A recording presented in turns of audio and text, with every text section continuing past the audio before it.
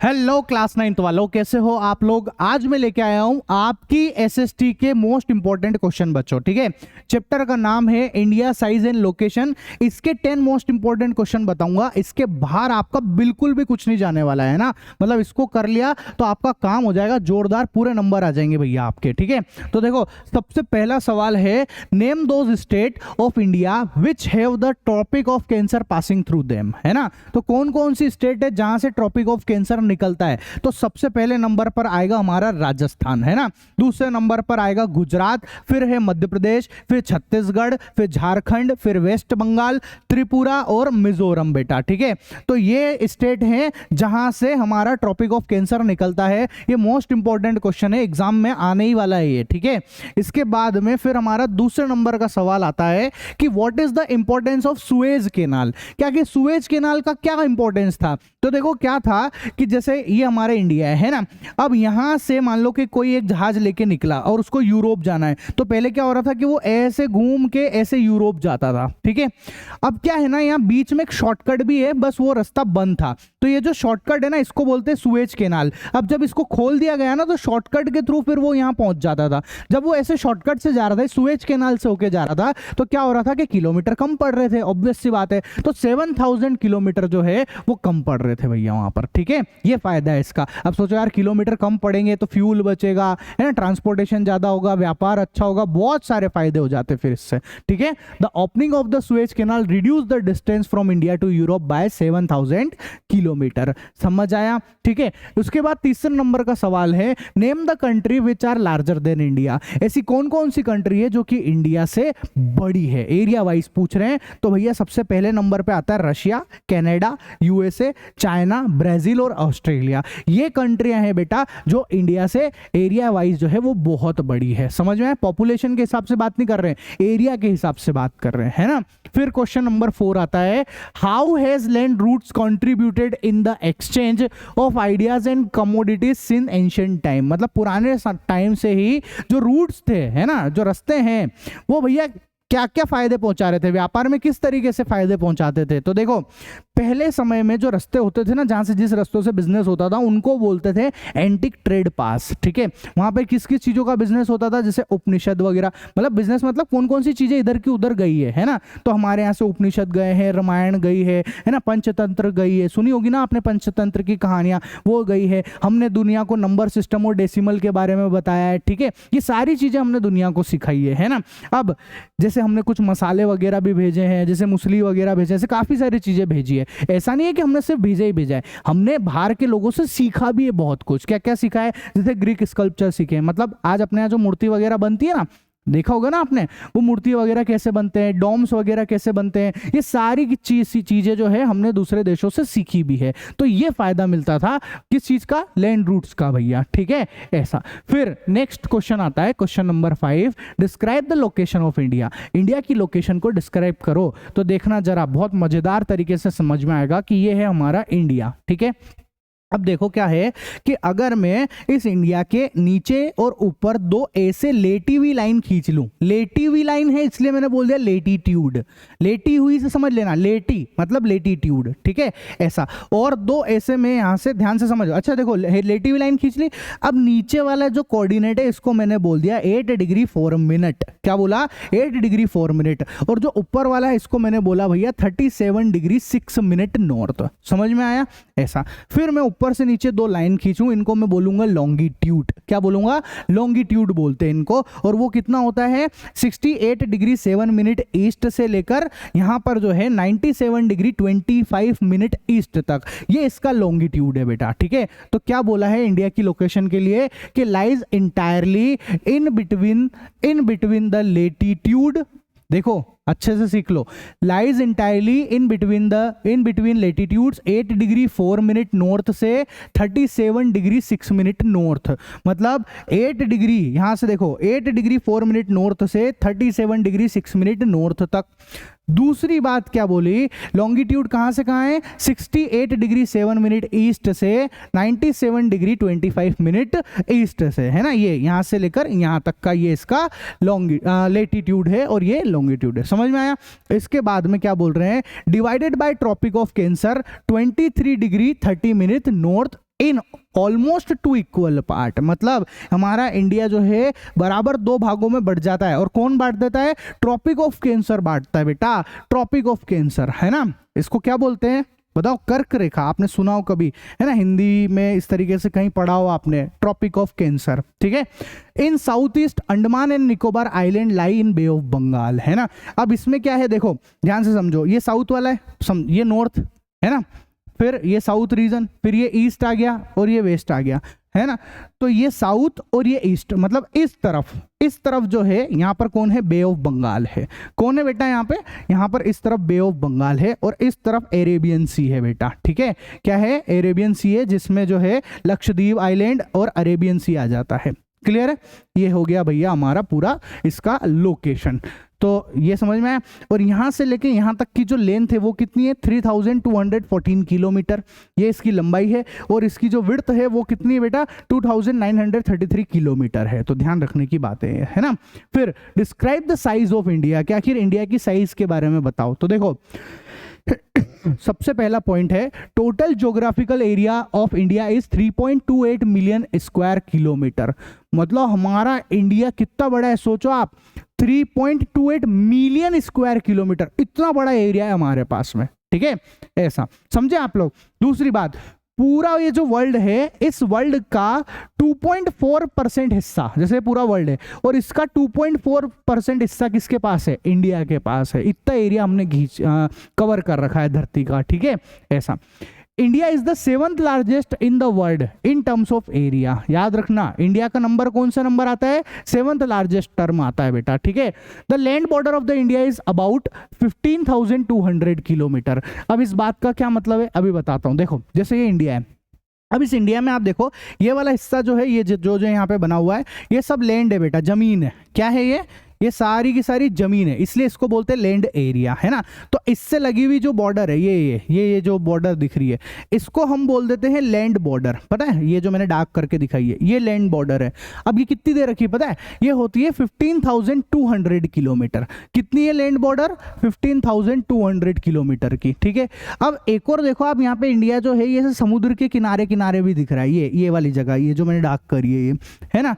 तो ये पता है इसकी लंबाई कितनी है? जो कोस्ट लाइन लेंथ जो है वो है 7,516 किलोमीटर है बेटा। कितनी है? 7,516.6 किलोमीटर है। तो ये भैया पूरा इंडिया की साइज और उसकी बता दी, जिसमें जो है अंडमान और निकोबार वगैरह भी आ जाते हैं, ठीक है ना। ऐसा फिर नेक्स्ट क्वेश्चन है, the central location of India at the head of the Indian ocean is considered of great significance why. मतलब इंडिया की लोकेशन को बहुत बढ़िया क्यों माना गया है, ऐसा क्यों माना गया है? तो देखो शानदार लोकेशन है, मैं आपको दिखा देता हूं। जैसे हमारी इंडिया है, अब आप इस इंडिया से देखना, यहाँ पे पूरा का पूरा ये इंडियन ओशियन है, पता होगा आपको, है ना। क्योंकि इसका नाम इंडियन ओशियन क्यों लगा हुआ है? क्योंकि भैया ये जो इंडिया की बाउंड्री, सबसे ज्यादा इंडिया की बाउंड्री इससे कनेक्टेड है, सबसे ज्यादा घेर रखा है, इसलिए इंडिया के नाम पे इसका हो गया इंडियन ओशियन, ठीक है। ऐसा किसी देश में नहीं हो और कहीं पे भी, ठीक है। ऐसा अब आप देखो यहाँ से क्या है, इसकी लोकेशन इतनी बढ़िया है कि अगर मेरे को यहाँ से वेस्ट एशिया जाना है तो मैं समुद्र के रास्ते जा सकता हूँ, है ना। यहाँ से मेरे को अफ्रीका में जाना है, जा सकते भैया आराम से, जहाज लेके निकलो आप, सामान भेज सकते हैं, ठीक है। अगर मेरे को जो है यूरोप में जाना है तो मैं यहाँ से यूरोप में जा सकता हूँ, ठीक है। और अगर मेरे को साउथ ईस्ट एशिया में जाना है, मैं यहाँ से जा सकता हूँ, है ना। अगर मेरे को जो है ईस्ट एशिया में जाना है तो भी मैं यहाँ से जा सकता हूँ। और सोचो सबसे बड़ी बात कि अगर किसी यूरोप के बंदे को, मतलब जो लंदन में है, उसको एशिया में व्यापार करना है तो उसको हमारे इंडिया के आजू बाजू से ही होके निकलना पड़ेगा। तो हम एक ऐसी जगह पर बैठे हुए हैं जहां से बिजनेस बहुत खतरनाक तरीके से हो सकता है, इसलिए इसने बोला है कि भैया हमारी लोकेशन इतनी बढ़िया क्यों है। रीजन समझ में आया? बिजनेस पॉइंट ऑफ व्यू से ये बोल रहा है कि ये इसलिए बढ़िया है, ठीक है। तो अब क्या क्या पॉइंट लिखे हुए हैं मैं आपको पढ़ा देता हूं। India is the southward extension of the Asian continent and is located in a central position between the east and west Asia. मतलब देखो ये इधर वाला हिस्सा ईस्ट एशिया है और ये इधर वाला हिस्सा जो है ये वाला वेस्ट एशिया है, और इस ईस्ट एशिया और वेस्ट एशिया के बीच में है हमारा इंडिया, सेंट्रल में आ गया है ये। क्लियर आ गई, ये पहला पॉइंट हो गया। दूसरा, the Indian ocean provide a strategic central location to India as it connect to the east Asian, ध्यान से सुनना, east Asian countries with the countries of Europe in the west. मतलब ये भैया यहां से ही हम लोग, जैसे यूरोप से अगर मेरे को उधर जाना है ईस्ट एशिया में, तो इसी रास्ते से होकर जाना पड़ेगा, ये वाला बात है, ठीक है। इसके बाद क्या बोल रहा है, the Deccan peninsula also protrudes into the Indian Ocean, thus helping India connect with West Asia, Africa and Europe from the western coast and with the south east and east from the eastern coast। कहने का मतलब यही कि आपस में इस तरीके से कनेक्ट हो सकते हैं, ठीक है, ऐसा बिजनेस वगैरह हो सकता है। There is no other country like India in the world which has such long coastline on the Indian Ocean, thus justifying the naming of India ocean after it. कहने का मतलब ये जो ओशन है इसमें सबसे ज्यादा जो एरिया इस ओशन का जिसने कवर कर रखा है वो इंडिया है, इसीलिए इस ओशन का नाम इंडियन ओशन रखा गया है। ये मोस्ट इंपॉर्टेंट क्वेश्चन है बेटा ये वाला, ठीक है, ऐसा। फिर हमारा क्वेश्चन नंबर 8 आता है। क्वेश्चन नंबर 8 क्या कह रहा है कि विच कंट्री नेबर इंडिया, है ना, मतलब इंडिया की नेबरिंग कंट्री कौन कौन सी है। तो देखो सबसे पहले आएगा इधर अफगानिस्तान, फिर दूसरे नंबर पे पाकिस्तान, मैप आएगा भरने के लिए, है ना, मैप भरने के लिए आता है बेटा, ध्यान रखना इंपॉर्टेंट है ये वाला मैप, है ना, नेबरिंग कंट्री का मैप पूछा जा सकता है। फिर तीसरे नंबर पे है चाइना, फिर आएगा नेपाल, उसके बाद भूटान, है ना, फिर आएगा बांग्लादेश, ठीक है बेटा, ऐसा। और लास्ट में नीचे होता है श्रीलंका और इधर है म्यांमार, है ना, ये म्यांमार और ये श्रीलंका। तो हमारे पास ये हमारी कितनी हो गई, 1 2 3 4 5 6 7 और 8, ये नेबरिंग कंट्रीज है हमारी, और ये मैप में पूछा भी जा सकता है आपसे ये, ठीक है।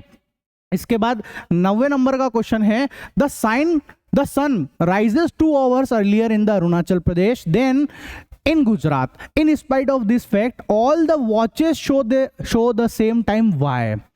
क्वेश्चन क्या है, बहुत बढ़िया क्वेश्चन है, एक बहुत अनोखी बात आपको पता चलेगी यहाँ से कि देखो क्या हो रहा है ना, जैसे हमारा इंडिया है, इस तरफ अरुणाचल प्रदेश और इस तरफ गुजरात है, ठीक है, तो ये गुजरात और ये क्या है, अरुणाचल प्रदेश है। अब हुआ क्या है, हम सबको पता है कि सबसे पहले जो सनराइज होता है वो अरुणाचल प्रदेश में होता है। किधर होता है, अरुणाचल प्रदेश में होता है। अब अरुणाचल प्रदेश में सबसे पहले सूरज की किरण दिख गई, ठीक है, और फिर उसके 2 घंटे बाद, कितनी देर बाद, 2 घंटे बाद सूरज जो है वो गुजरात में उगता है बेटा, मतलब सूरज की सबसे पहली किरण गुजरात में 2 घंटे बाद दिखती है अरुणाचल प्रदेश के, ठीक है ना।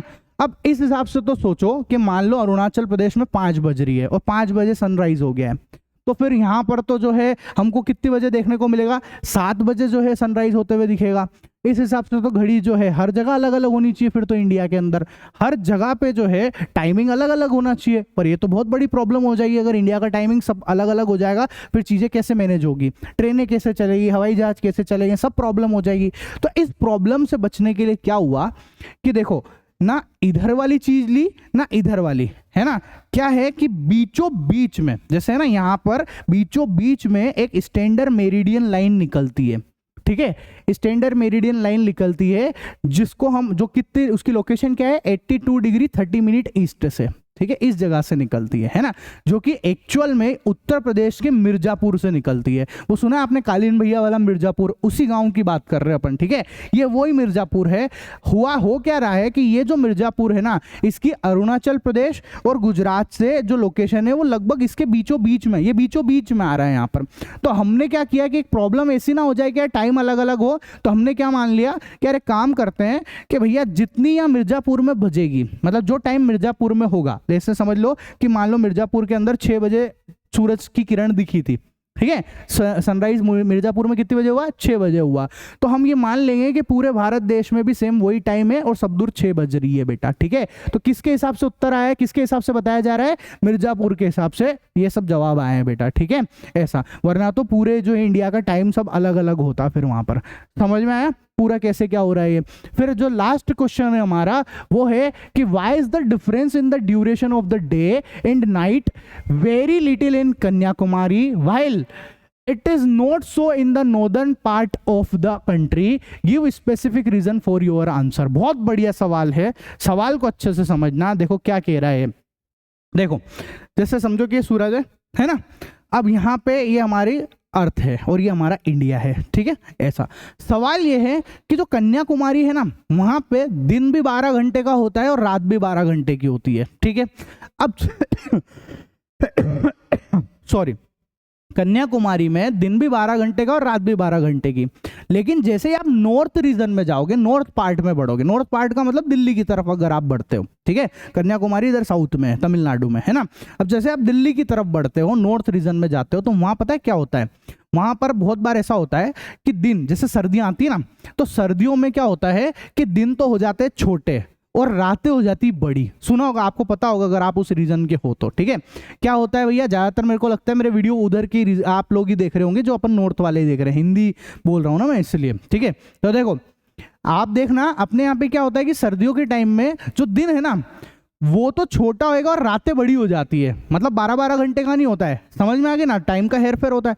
और जब गर्मियां आती है तो दिन बड़ा हो जाता है, और गर्मियों में क्या होता है बताओ, दिन बड़ा हो जाता है और रातें छोटी हो जाती है। बोलो ऐसा होता है कि नहीं होता है? होता है ना। जबकि कन्याकुमारी में दोनों ही 12-12 घंटे के होते हैं, वो हमेशा बराबर है। तो ऐसा हो क्यों रहा है, आखिर ऐसा क्यों हो रहा है? तो उसका रीजन ये है कि देखो जो कन्याकुमारी है ना, ठीक है, वो इक्वेटर के जस्ट बगल में जा रहा है। या ऐसे समझ लो, आपको सिंपल लैंग्वेज में बताता हूं कि इस जगह पे सनलाइट जो है, मतलब जो रे है इसकी, जो किरण है सूरज की, वो बिल्कुल सीधी पड़ती है इस जगह पे। मतलब इस जगह पे सनलाइट सबसे ज्यादा आती है, ठीक है, उस कन्याकुमारी वाली जगह पे। अब वहां पे जो अपना रे है, जो किरण है, वो सबसे ज्यादा आ रही है। तो ज्यादा आने की वजह से क्या होगा, आप सोचो कि किसी जगह पे का किरण बहुत ज्यादा आ रही है, अब दिन के समय सबसे ज्यादा आएगी, तो भैया वहां पर जब किसी जगह पे लाइट बहुत सारी है और वो बहुत ज्यादा आ रही है, तो वो बहुत ज्यादा टाइम तक रहेगी। जब वो किसी जगह पे लाइट बहुत ज्यादा टाइम तक रहेगी, तो ऑब्वियस सी बात है कि वहां का दिन अपने आप बड़ा हो जाएगा। समझ में आए ना? तो यहाँ पर दिन इसलिए सबसे ज्यादा बड़ा होता है। तो फिर हम नॉर्थ पार्ट में जाते हैं तो फिर घटता क्यों है? नॉर्थ पार्ट में क्या होता है, ध्यान से सुनना, जब सर्दियां आती है ना, तो सर्दी में क्या होता है कि ये जो नॉर्थ पार्ट है ना, ये नॉर्थ पार्ट थोड़ा उधर की तरफ टिल्ट हो जाता है। मतलब ये जो धरती है ना अपनी, ये ऐसे आगे की तरफ ऐसे थोड़ी सी टिल्ट हो जाती है, समझे? जैसे अभी धरती का ये ऐसे है, ठीक है, तो धरती कुछ ऐसे टिल्ट हो जाती है इस तरीके से। अब नॉर्थ रीजन उधर की तरफ आ गया, अब उधर की तरफ आ गया यहाँ पे, है ना। अब क्या होगा कि भैया जब ये ऐसे आगे की तरफ बढ़ेगा, इस तरफ, है ना, इधर की तरफ आगे की तरफ बढ़ गया, तो वहां पर बहुत सारी किरण तो जा नहीं पाएगी, है ना, या कम टाइम के लिए जा पाती है। इसकी वजह से जो है दिन छोटा हो जाता है और रातें बड़ी हो जाती है। और जब गर्मियां आती है उस समय क्या होता है कि ये ऐसे पीछे की तरफ, मतलब जो ये है ना हमारी अर्थ, वो ऐसे होती है और वो कुछ इस तरीके से टिल्ट हो जाती है ना, तो उसका रिवर्स होने लग जाता है। आ गई बात समझ में? तो ये हमारे ऐसे 10 क्वेश्चन होते हैं कंप्लीट बेटा, ठीक है। ऐसा तो मैंने आप लोगों को मेरे चैनल पे मैथ्स, साइंस, SST तीनों ही सब्जेक्ट पढ़ा रहा हूँ। आपको मजा आया हो तो चैनल को सब्सक्राइब करके चले जाना। और हाँ, जिन बच्चों ने ये वीडियो नहीं देखा है, ये जो चैप्टर है ना, इसका कंप्लीट वीडियो मैंने ऑलरेडी डाल दिया है, आप देख लेना आराम से। मैं इसकी लिंक आई बटन में भी डाल रहा हूँ, है ना, उस वीडियो को भी देख लेना, पूरा एनिमेशन से समझाया है। और एक बात और बता देता हूँ मैं आपको कि अगर आपको नोट्स वगैरह चाहिए, है ना, SST के या साइंस के नोट्स चाहिए, वो भी शानदार कलरफुल नोट्स, ठीक है, इस टाइप के, देख लो आप। तो आप जो है मेरी एप्लीकेशन का लिंक दे रखा है मैंने डिस्क्रिप्शन में, वहां से ये नोट्स मेरे से मंगवा भी सकते हैं या मेरे को व्हाट्सएप पे बात भी कर सकते हैं मेरे से, ठीक है। यहाँ से आप ऑर्डर कर सकते हो। सेम टू सेम हमारे पास में साइंस के भी नोट्स अवेलेबल है। ये देखो, एक सेकेंड, साइंस के नोट्स दिखा देता हूँ आपको। ये साइंस के नोट्स है ना, तो आपको SST और साइंस के कंप्लीट नोट्स मिल जाएंगे। आप देख लो, कलरफुल नोट्स की बात कर रहा हूँ, ठीक है ना। तो समझ में आ गया आपको, है ना। तो मिलते हैं हम हमारे नेक्स्ट वीडियो लेक्चर में, तब तक के लिए टाटा बाय बाय।